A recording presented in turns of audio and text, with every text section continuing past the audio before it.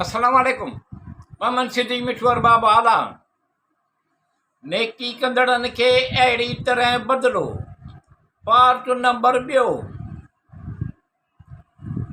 पोइ उन मां ठोरनि खां सवाइ सभिनी माण्हुनि पाणी पीतो। पोइ जॾहिं टालूट ऐं ईमान वारा उन्हनि नदीअ वटां टिपी पार थिया त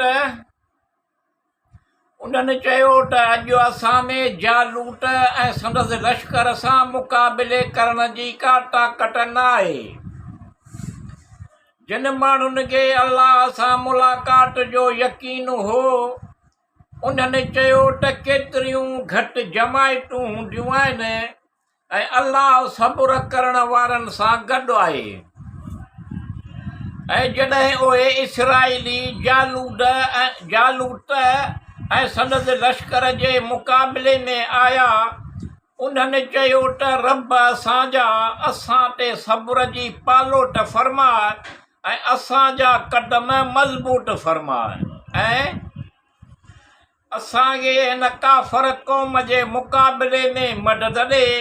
पोइ जॾहिं अलाह ताला जे हुकुम सां काफ़रनि खे शिकस्त ॾिनी ऐं दाऊद अलैहिस्सलाम जालूत खे क़त्ल कयो ऐं अलाह खेसि बादशाही ऐं हिकमत अता फरमाई ऐं जेकी घुरियाई खेसि सेखारियाई।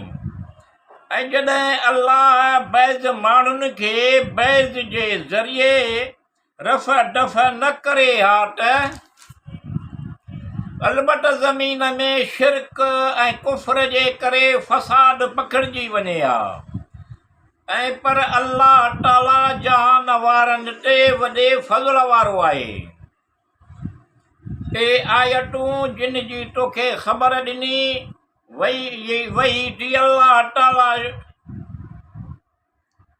आयतूं जिन जी तोखे ख़बर ॾिनी वञे थी अलाह ताला जूं आयतूं आहिनि जिन खे तो ते हक़ सां पढ़ी रहिया आहियूं त बेशक तूं ऐं मोहम्मद सल्लल्लाहु अलैहि वसल्लम यकीनन रसूलनि मां आहीं।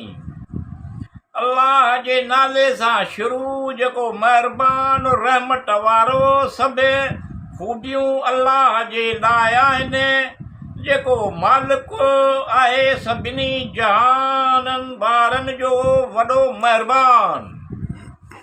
पोइ अलाह खेसि 100 सालनि ताईं मौत जे हालत में रखियो। पोइ खेसि जेतिरो कयाई फरमायाई त केतिरो अरसो उन हालत में रहियो आहीं। हज़रत उज़ैर अलैहिस्सलाम चयो त ॾींहुं अधु उन हालत में रहियो आहियां। अलाह फरमायो त बल्कि 100 साल उन हालत में रहियो आहीं। पोइ पंहिंजे खाधे पंहिंजे पीते खे ॾिस त ख़राब न थियो आहे ऐं पंहिंजे गॾ हेॾा निहारे जीअं तोखे माण्हुनि लाइ निशानी बनायूं ऐं गॾ जे हॾनि ना निहार। उन्हनि खे असां कीअं पाण में जोड़ियूं था पोइ उन्हनि हॾनि ते गोश्त चाढ़ियूं था। पोइ जॾहिं मठिसे इहो हाल रोशन थियो त चयाई ॼाणा थो त अलाह हर शइ ते कुदरत रखंदड़ आहे।